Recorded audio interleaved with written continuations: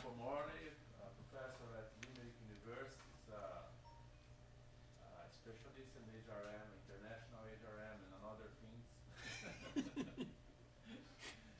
And he will stay with us for the next hour.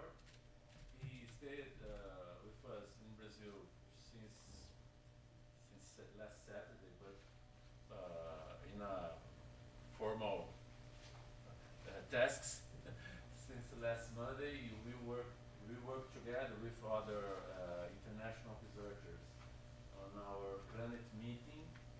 Planet is an international research net about HRM, international HRM, and we organized also after this Planet meeting next Monday, on Tuesday and Wednesday, the first international meeting with about comparative and contextual HRM studies, and Michael took part also with us. Jordi also stayed with us. Jordi is another specialist from Spain.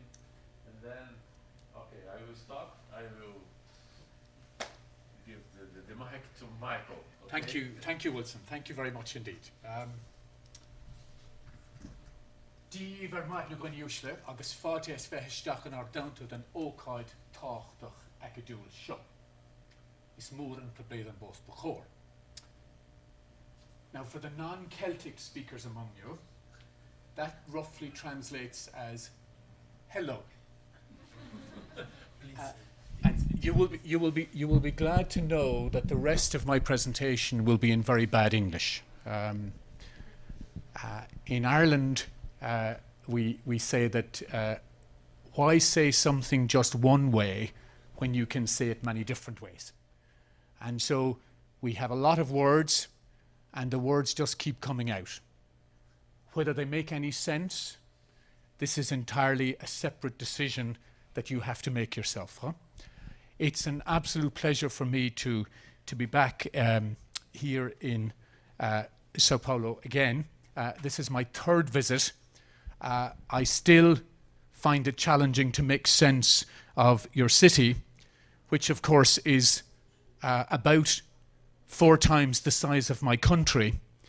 But nonetheless, I think I find a tremendously common humanity in people, no matter where it is you go in the world. And generally, most people that I know want very, very similar things, no matter where it is they are. I grew up in this little part of the world. It is the most westerly part of Western Europe. And the last sunset in Europe each day sets in this part of the world. And what's curious to me about it is how it is, in a sense, having grown up in this western recess of an island of Western Europe, one becomes interested in things international and comparative and cross-cultural. And I'm going to come back to that a little bit later, because when we grew up here, this was the view from our front door. This is the view from my parents' house. So we saw this pretty much every morning. And that was the island across from where we lived. And if we wanted to go to the island, we took this thing. This is famous because it is the only cable car in Ireland. It is the only cable car in the country. And when people think of cable cars, they think of Switzerland and they think of skiing and ski slopes and so on. We had one for allowing us to get across to the island. And now it's, of course, a tourist attraction, and it's not so functional because nobody really lives there anymore. I want to take you on a short journey for about 30 minutes. And in this journey, I want, if you like, to try and communicate some of the experiences that I've had as an academic that have been hugely formative in my life because I regard academia as a tremendous privilege. I think it's one of the great privileges that any of us can experience. Higher education is a highly transformative experience, and any of us fortunate enough to work in higher education, I think, for me, are very, very privileged. So I never take any of it for granted. I'm also aware that it's changing. And I think if you look at the development of academia globally, you see a gradual incremental shift in models of higher education. And the shift is from a situation where I think academia enjoyed tremendous autonomy, tremendous flexibility and self-regulation, to a scenario where I think we have an increasing managerialism in higher education, we have an increasing accountability, and we have an increasing set, if you like, of varying stakeholder priorities. Now, none of those are necessarily bad things, but they are demonstrably manifest in models of higher education across the globe. And this, in a sense, is because I think higher education is about how a profession, if you like, becomes regulated to deliver a public good. And in delivering a public good, sometimes elements of regulation matter with respect to how it is that happens. And some of those things are self-imposed. Some of those things we systemically impose on ourselves because somehow we believe this will result in a particular kind of model. But I want to suggest that there isn't, in my experience at least, not just one single way to be a good academic. And I should say, actually, at the outset, the only thing that qualifies me to stand here is that I am older, I think, than most people in the room. There are a few of us, and I've got a slightly bald patch on the top of my head to prove that. Nothing else qualifies me to stand here more than that. So it's purely about reflecting on those experiences against the backdrop of the time that has passed. But my important opening point is I don't see a singular, in fact, I find it quite dangerous that we have a very convergent model of what it means to be an academic. Because if you ever find yourselves in administrative roles in academia, and there is an insistence on a singular approach to being a good academic, you find many of the things about the academy don't actually get done. Many of the important things that keep universities ticking over every day of the week get undone if we develop a very singular notion of what it means.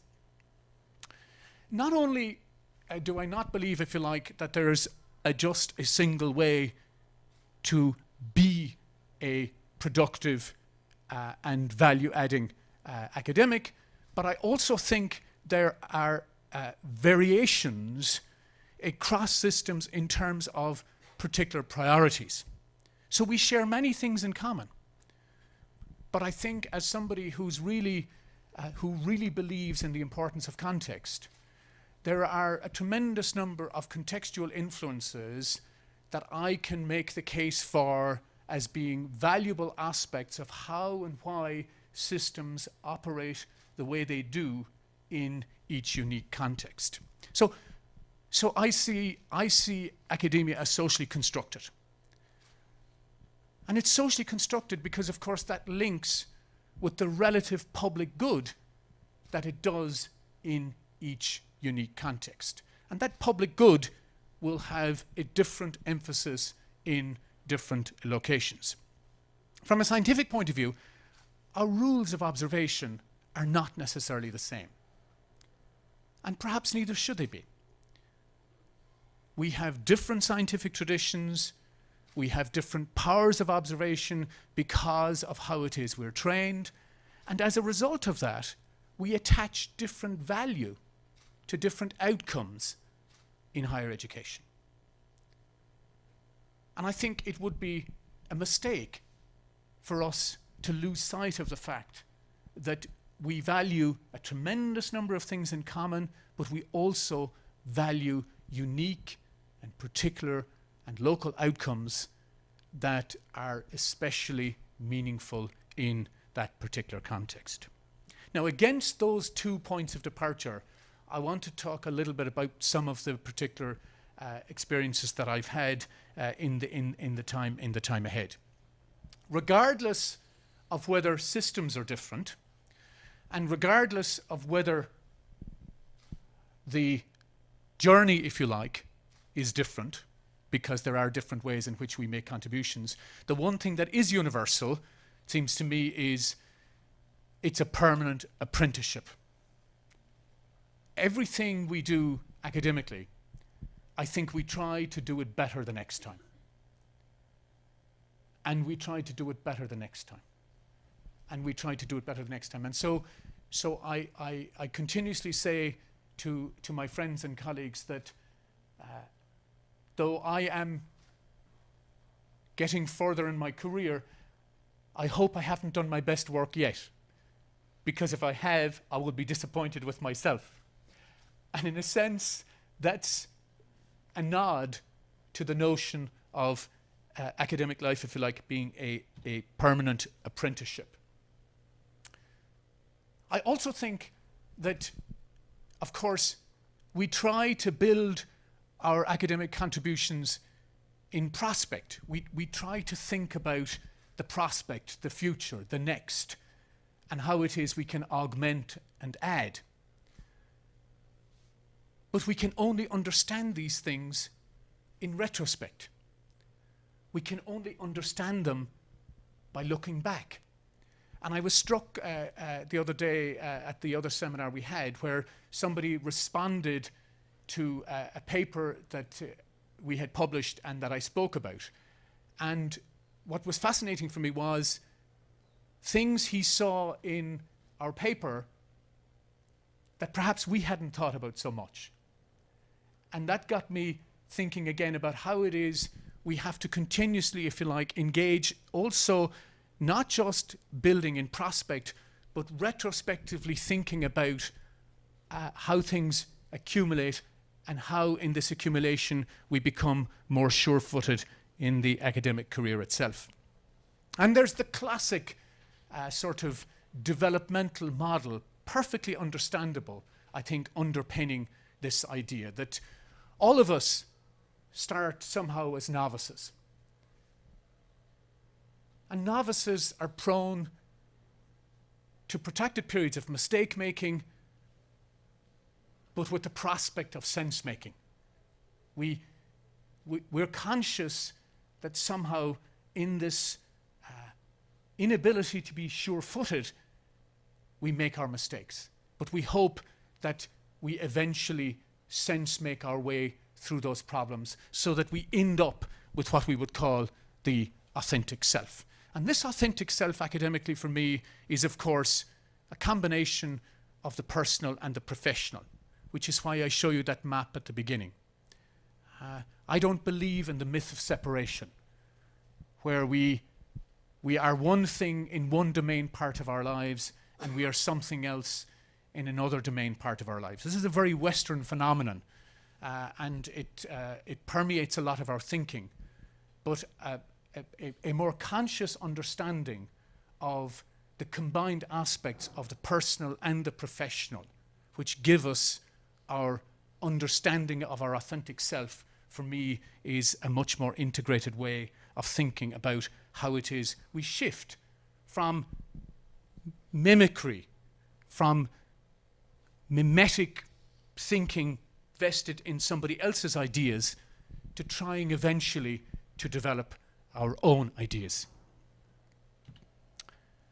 And I love this line from an Irish writer and journalist. She's now passed away. Nuala O'Phelan was her name. But I came across in her book, when I was reading some years ago, she was gathering her accounts of her newspaper articles and some of her writing, and they were eventually published in a book. And then she was asked to try and make sense of what did they all mean. She having produced them weekly for us as columns of her writing. And she says that in her life, she was following the line of something. But that something took a tremendous amount of time to work out. Because she had to understand not just the story, but she had to understand the rhythm, the cadence, and all the other dimensions. And the only thing that she could conclude was that she was approaching becoming more sure-footed about who she was personally and professionally. And to my mind, it epitomizes, if you like, a tremendous number of things about how I see the academic journey. Against that backdrop, I want to offer 10 very simple reflective experiences that I've had that I think have stood me in reasonable stead. I'm still warm, I'm still upright, I'm still standing, and I'm still talking.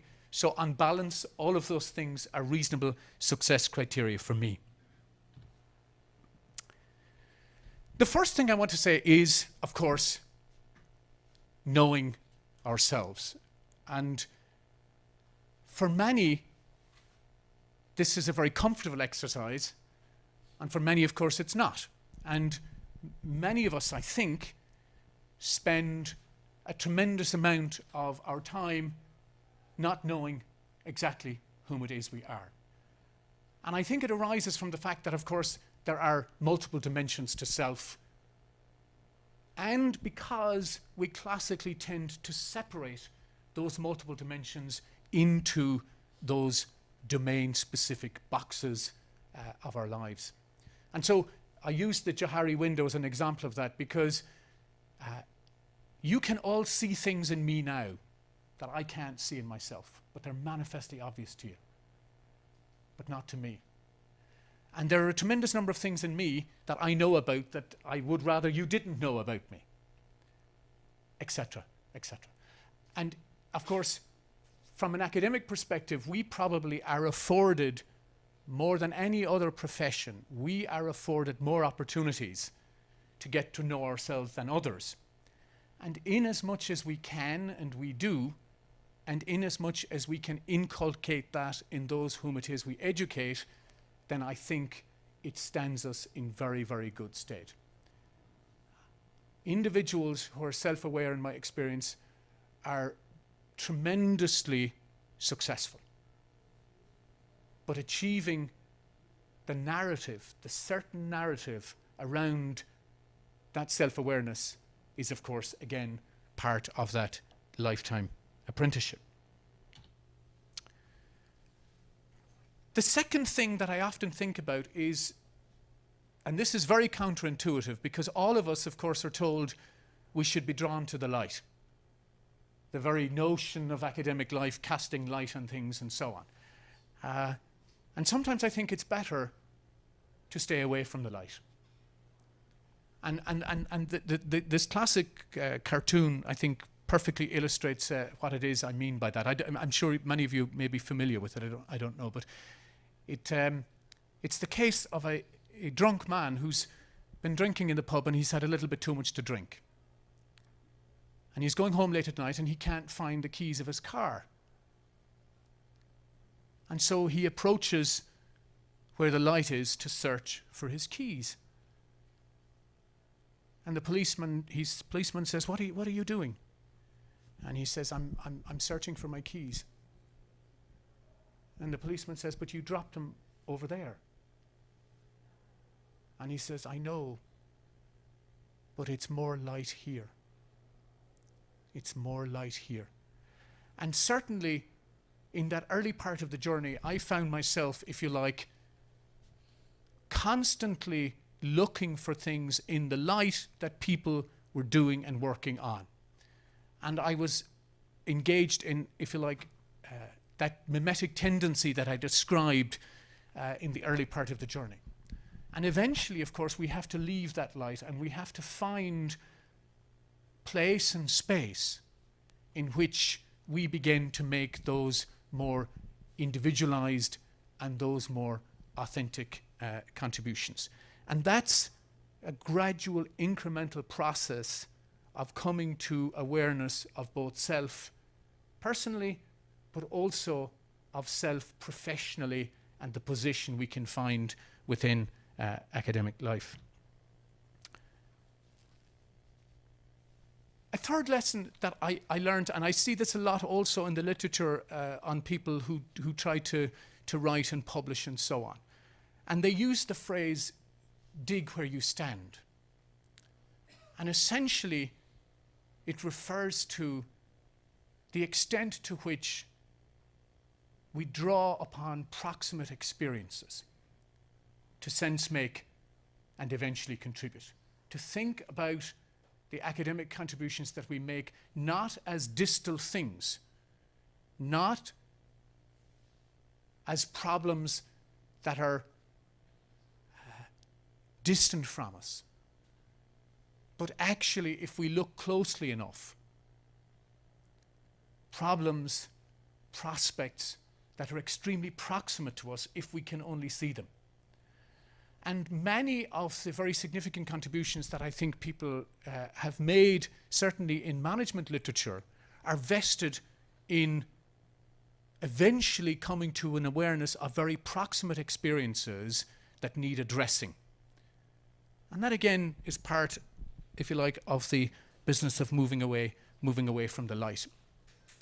This was illustrated to me very early on in my career. Very early on in my career, I was involved in a project where we were invited to look at how a shop floor was structured. And we went to the plant and we got a plant tour and showed us how everything worked. And then they said, let's have lunch. It's fine, we went for lunch, it was all very pleasant, and we left. And then we went back a little bit later, and again we had some more planned tours, and we were looking at what was happening, and there was mention again about lunch, and I said, no, what do you want? What do you need? Because it was difficult to figure out the why thereof. And eventually, the HR director from the plant, he turned to me and he said, do you see this young man here in the corner? And he pointed to a young man who was picking up printed circuit boards and passing them on. He picked up his boards and he passed them on every day, and he did this religiously. And he said, what we would like is that young man would display in the workplace the capacity that he displays when he goes betting on horses on a Saturday morning. In other words, he came to work every day but left his brain outside because he didn't need to use it where he was located. And he used it on Saturday when he was trying to bet on horses and work out the statistical odds of whether or not he would make some money. And as a very esoteric story, what it generated for me was a whole series of very important, for me, formative questions that I began to think about academically that I had never really thought about. One was, first of all, the question of fit. And so I ended up subsequently doing quite an amount of thinking and some writing about questions around fit. How, within management practice, do we achieve good fit? Person, group, person, supervisor, person, organization, person, culture, all these multiple domain aspects of fit. This tiny word became hugely formative in spawning a tremendous amount of inquiry about issues that would resolve important questions for an organization. Be careful how we find them and who we find. And that would resolve tremendous number of things for the individuals in those organizations who found themselves in a place of good fit. So it began to exercise my mind about how we commit to organizations and to questions that we eventually formulated around the psychological contract. How is this formed? How do we develop an employment relationship vested in a set of principles and practices that are instinctively and intuitively rewarding for us and that satisfy expectations that organizations have of us? And those pieces that we eventually were to go on to do about contract formation and about fit and so on, all came from that one observation that day by that manager about what we want is that he would basically bring his brain to work. Now, it took me a long time to process those ideas and to eventually make sense of them. But in retrospect, I now know where they came from because of his particular observation and how I might process it. And just two other very quick stories, if I could. I don't know how many of you are here to hear a talk about Central and Eastern Europe, because that was advertised in the program originally, and I said to Wilson, perhaps I'll do something about Eastern Europe. But I changed my mind because there were many other Eastern European experts here, far more expert than I. So I didn't think it would be a good idea for me to talk about Eastern Europe, which is why I said I would do something different. But I mention that because I have spent, and I do spend, quite a lot of time in Central and Eastern Europe. And it's not instinctive academically, but it became hugely formative for me and eventually became a very important part of my academic life. And what happened was, when I was growing up on that peninsula that I showed you the arrow on, one of the things I was very acutely aware of was the prospect of a more integrated Europe, which I clearly wanted to be part of. Because if you live in an island where you have distance from the center of gravity, you naturally somehow want some of that. And one of the things that troubled me, even as a young child actually, was the Berlin Wall. And I was always very conscious about the fact that I might never get over it. I might never be able to see how these people lived. And so, very early in my career, one day, somebody made a call for asking somebody to go to Poland. And I beat everybody in the race to get there. I knew very little about Poland, and I certainly didn't speak Polish language. I still don't, by the way. I have 17 words. People think I do, but I have about 17 words. But I beat everybody to the race because I wanted to get there. I wasn't processing about the time why, but I knew I wanted to be there. And so I did, and I went to Poland very early after the fall of the Berlin Wall, and I've gone to Central and Eastern Europe, I would say, more or less every year since, not just to Poland, but to many other parts. And for a protracted period of time, I was simply teaching. I was teaching my classes, and I was going home. And as I did it more frequently, I was beginning, and I always stayed in the student dorms. I was beginning sometimes to miss my family, because now I had a family and I was traveling more and I was missing them. And I remember being in the dorm one night and I thought, if my life ended tonight, would anyone ever know I was in Central and Eastern Europe? Would anyone ever know that it meant something important to me? And I thought, probably not. It wouldn't be recorded because I had never written anything about it. And I had never afforded colleagues and collaborators I was working with there, I had never afforded them the opportunity to try and write with me something about it. So I thought, well, the one thing I can do is I can leverage outlets that A, give me the capacity to voice things about this place that I had been increasingly spending a lot of time, and I can also give those colleagues a voice that they rarely got in international academia, simply by the mere fact that I have strong connections with publishers and I have a capacity to create some opportunities for that work being given expression to. That was entire serendipity in the first instance, and it only later became conscious choice for me, because in retrospect, I began to think about how those cumulative experiences were making me more sure-footed about how I was understanding Central and Eastern Europe, how I was understanding management practices throughout Europe, and how I could eventually give voice and expression to those particular practices. But only in hindsight was I able to, as I describe it, dig where I stood and begin to give expression to those things. My fourth message, in as much as it's helpful, is the principle of pluralistic inquiry. I probably am very strange in the sense that I do work at the individual level around, for example, psychological contracts. I do work at organizational level around HR and policies and practices, and I do work at national level about comparing systems and about comparing cultures and so on. And I do that because I find it interesting and I find it rewarding. It's not necessarily the stuff that a very clear academic career is built out of, but it actually demands a very pluralistic approach to building knowledge.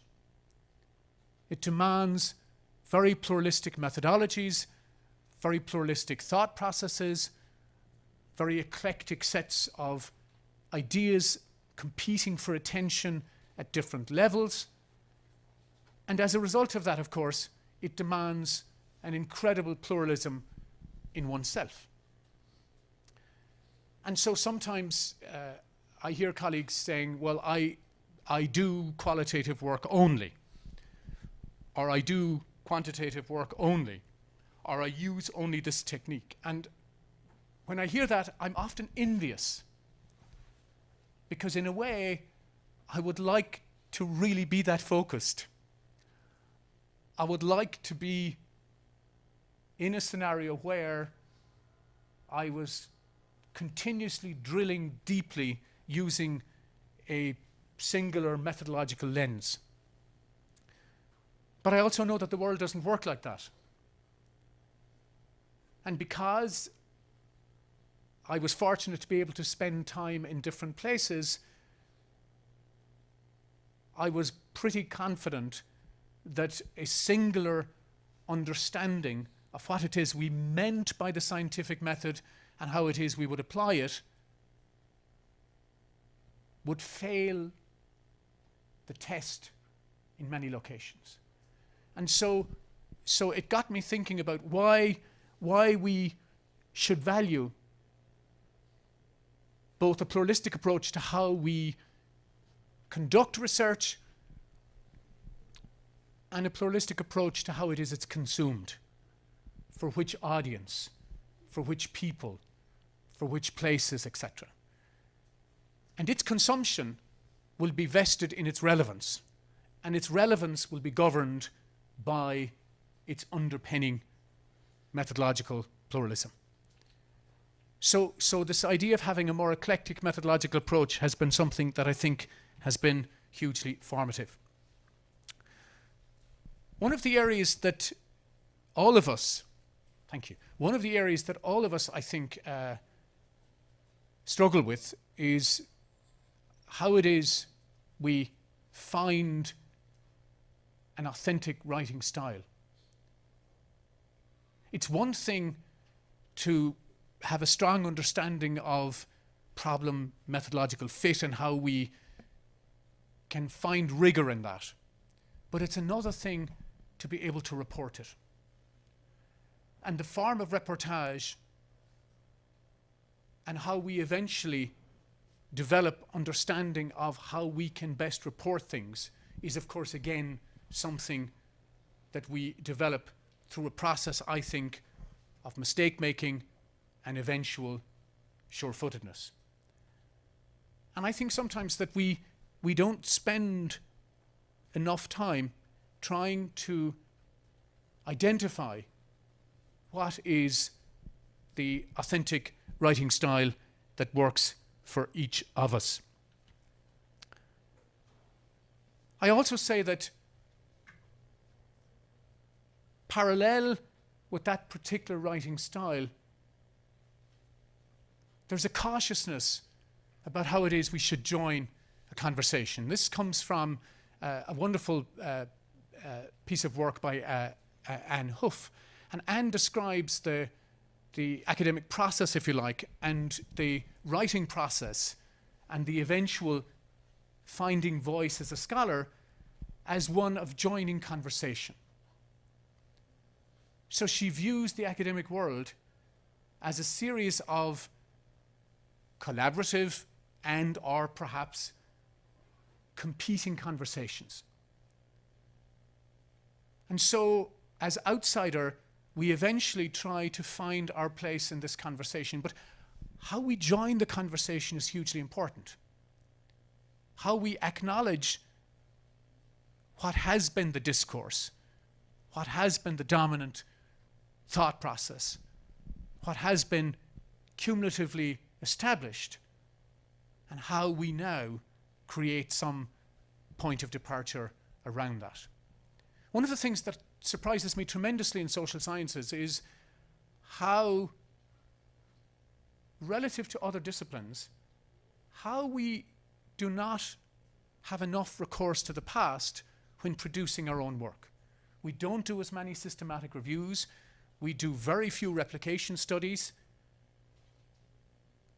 And other fields find that very strange, because they join conversations where they are very clear about what it is, or at least clearer about what it is has been established in that place and that space previously. It's important, according to George Bernard Shaw, because the minute we commit, he says we only succeed in doing one thing: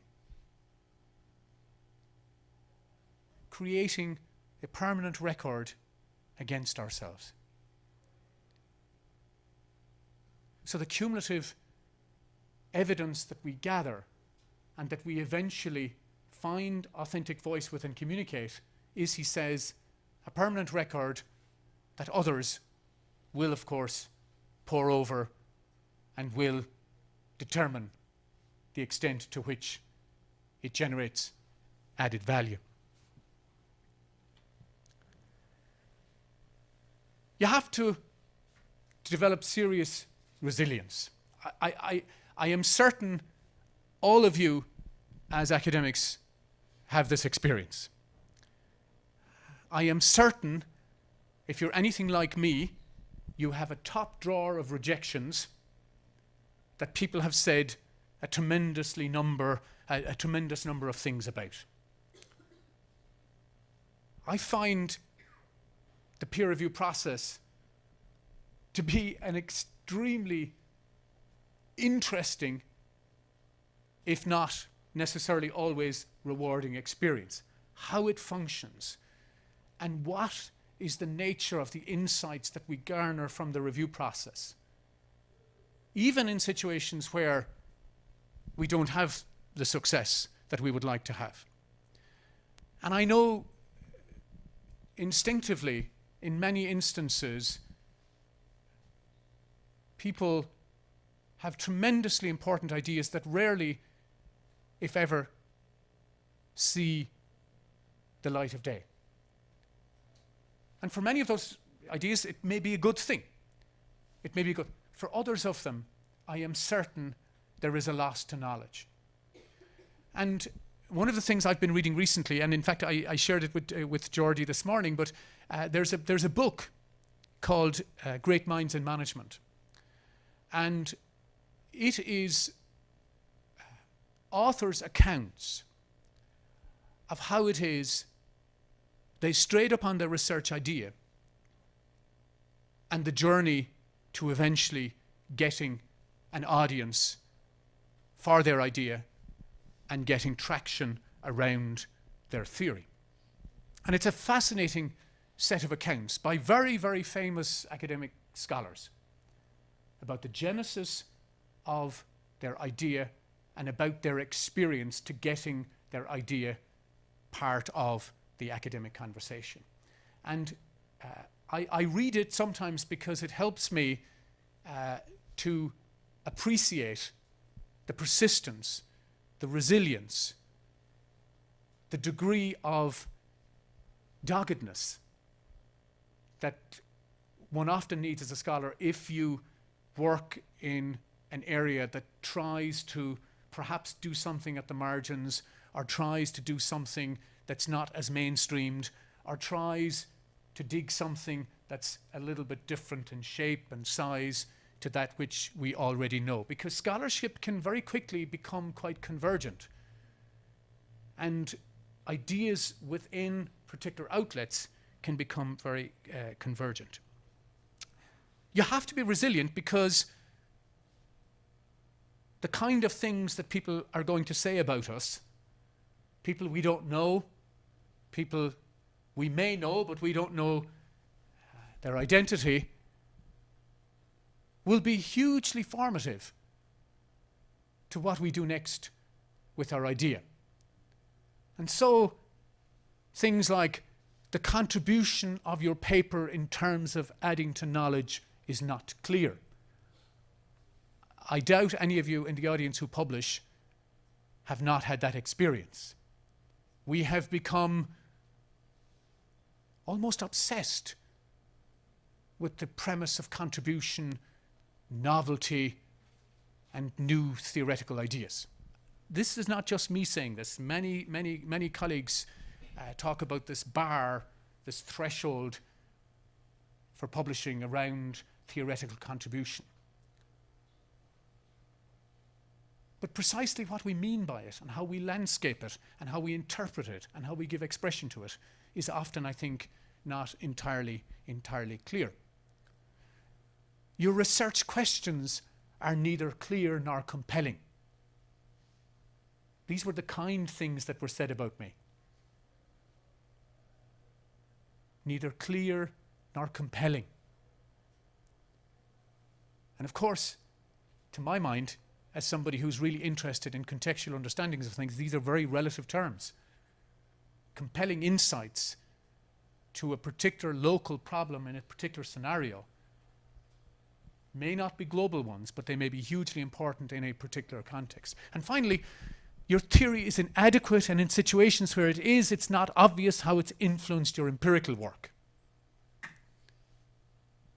This connection between the theoretical point of departure, what we do, and how it is we witness, observe, measure, and evaluate that set of ideas. Now, in those quotes, any of you who've had your rejection letters, I suspect, are pretty familiar with what it is I'm saying. And I only put up the kindest ones.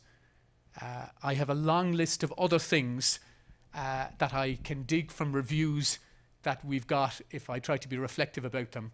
But I probably would be better off not sharing them with the public audience today, at least. One of the things I feel very strongly about is what I call the co-production of knowledge. That's not my term, by the way. That's a common term also in a lot of disciplines now, because one of the things we're seeing is there is a tremendous rise in collaborative scholarship across many disciplines, including the social sciences and humanities and so on. And we've arrived, I think, at an understanding that many of the grand challenges that we face are not going to be resolved by any single discipline. They're not going to be resolved by any single set of ideas vested in a single lens. They're much more likely to be resolved if we can invest the time in trying to understand each other as scholars working in different spaces, different disciplines, and find common cause with the challenge that we want to investigate. So if you think about anything from continuity of food supply to climate change, etc., you really begin to see how these grand challenges require multiple lenses through which we can really begin to problematize the phenomenon and eventually begin to decipher possible solutions. But the challenge, of course, is in all of this how we understand each other. Because collaboration between scholars within fields is challenging. Collaboration across fields is especially challenging. We speak a different language. We have different scientific traditions. We have different methodological approaches. We have different ideas about what is important. So it requires a tremendous amount of investiture. We have to invest in time trying, first of all, to understand each other, so that, to borrow a phrase from Bruce Kaufman, I think it was, that we're not proverbial ships passing in the night. We're aware of each other's existence, but we don't actually communicate. We're aware of each other's existence, but we don't actually engage with the other. This is a tremendous loss to academia. And you know, there's the standing joke in academic life that universities have departments and the world has problems. And it's somehow finding that bridge between what it is we know and are committed to within our discipline, but also what it is we know we can contribute outside of that if we give ourselves the reflective time and space to engage with other disciplines. It's easier to say that later in your academic career. It probably would be bad advice to younger scholars to say do that at the beginning, because it's a protracted process of engagement, of reflection, of mistake making, of sense making, etc., that can often feel quite unproductive in terms of outputs, though ultimately can, of course, be a very rewarding part of the eventual contribution that somebody might make. One of the things I think we should also safeguard is how it is we invest in ourselves. All of us in business schools talk to executive MBA candidates every day of the week, and both their academic development and their continuous professional development. And we talk very good stories about the importance of continuous professional development, the importance of lifespan development professionally, etc. And I think sometimes we can neglect ourselves. We can neglect ourselves in that place where we need to safeguard our own continuous professional development. And many aspects of academic life move on very fast. How we do things, when we do them, with the aid of what, etc. And it's hugely important, I think, that all of us give ourselves, again, the capacity to engage in that ongoing developmental process. And my final one is, don't run just like you stole something. I jokingly say to a lot of my friends that, and all of you will know this from your own academic experiences, but this is a marathon.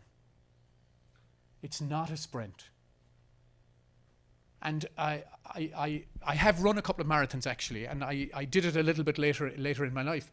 And I was very worried about it because I thought I was surrounded by all these younger, fit people, and they were, you know, almost training before the marathon began, the morning of the marathon. I thought, wow, what chance have I got? And I spoke to a couple of people, and they told me that actually many of the most successful distance runners, especially for outside of competition, but marathon running more socially, are older people. They're in their 40s, they're in their 50s. And it's because they know about when and where it is they need to be sure-footed. They know about when and where it is the brakes need to be applied, and one needs to take it a little bit slower, and one needs to be more evaluative about one's fit for the task at hand. So I jokingly say, eat well and take your time, because definitely it's marathon, it's not sprint, and we can instinctively, if you like, and actually increasingly, of course, you know, the notion of publish or perish, and the drive, the performance drive in academia can, of course, lead us all in the direction of, well, I need to run harder and faster. And in as much as we do, we can achieve a tremendous number of things, but we can also miss a lot of opportunities. And those opportunities often come more in those more reflective spaces. And then the last habit, I didn't say number 11, because I think it shouldn't be a formalized one. But as an Irish person, it stands me generally in good stead. And that is, you know, it's okay to be a little bit crazy. It's okay to be a little bit eclectic. It's okay to be a bit more contextual. It's okay to have a more varied portfolio. George Bernard Shaw said, what we need are a few more crazy people. Look what we've achieved with the normal ones. And if we can't in academia be the custodians of that, I'm not sure what other profession can.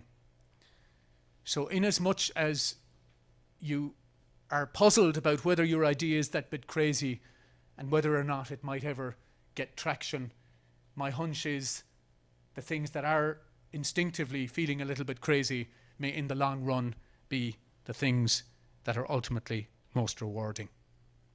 And finally, of course, approveito a giornata. Obrigado, obrigado. Okay, we have no more time, but we would like to ask just one or two questions by now. Come on. Standing between you and your lunch is always a dangerous place to stand in Sao Paulo, so I won't be in the least offended if nobody has a question, trust me. And I'm happy to pick up the conversation with anybody. Okay, I would like to say thanks to Michael as a researcher and professor also. I'm almost impressed that about his generosity by experience, from his experience, and I'm thinking that we need time, we need to join the time, we need to share knowledge, we need relationship, we need to learn from the relationship, as Michael told us at the end of this morning. And Michael, thank you again. And thank you, Wilson, for having me. Thanks so much. Thank you.